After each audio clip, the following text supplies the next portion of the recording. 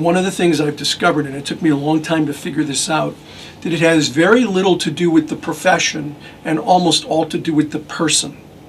I've seen, yeah, so the size of the group, or the size of the business may or may not be a factor. It's the person in the business that's the factor. I've seen people in businesses that should do very well in BNI and they didn't. And then I've seen people in businesses that I would have never thought would do well.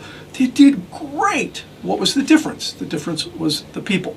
The people make a difference. And so if you get somebody in a group who's committed, who's motivated, who's supportive, who wants to help the other members, the size of their business is almost irrelevant. It's their commitment to helping one another that makes the biggest difference that I've seen. Now, if you get somebody with great commitment and a big business, that's really good. But the size of the business is secondary to the person. The key in building a powerful personal network is diversity. Diversity is key. The more diverse your personal network, the more powerful it is. And by diversity, I mean diversity in all senses of the term.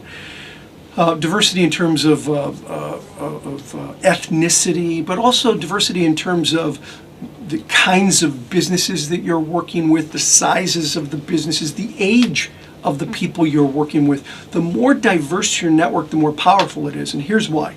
Networks are by nature clumpy. That's the technical term. They're cluster-like. We tend to surround ourselves with people like us, people that have similar interests, people who may look the same, people who may have similar educational backgrounds. The problem with that is we're surrounding ourselves with a very limiting group of people. If you want to build a powerful personal network, you have to make it diverse, because the more diverse your network, the more likely you are to have individuals who are connectors, who connect you to another cluster.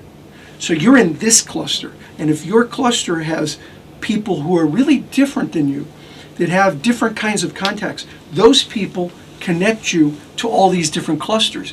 And if you have a diverse network, you're connected to all these different and diverse clusters, which increase your ability to get business from many sources, including big companies. And so we teach people diversity is the key to make connections to large businesses and all businesses. I think that if you want to be successful at building a referral-based business, you have to participate in more than one group.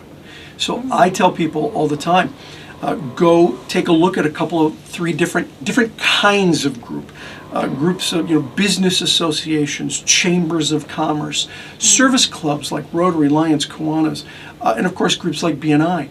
You have to be in a couple of different kinds of groups to diversify. Remember I talked about diversify earlier, to diversify the kinds of networks that you belong to. That's so important. I think most business people are basically cave dwellers. Okay? They get up in the morning, they're in this large cave with a big screen television. They go out to their garage and they get into this little cave with four wheels called their car. They drive to this other really big cave with computers called their office.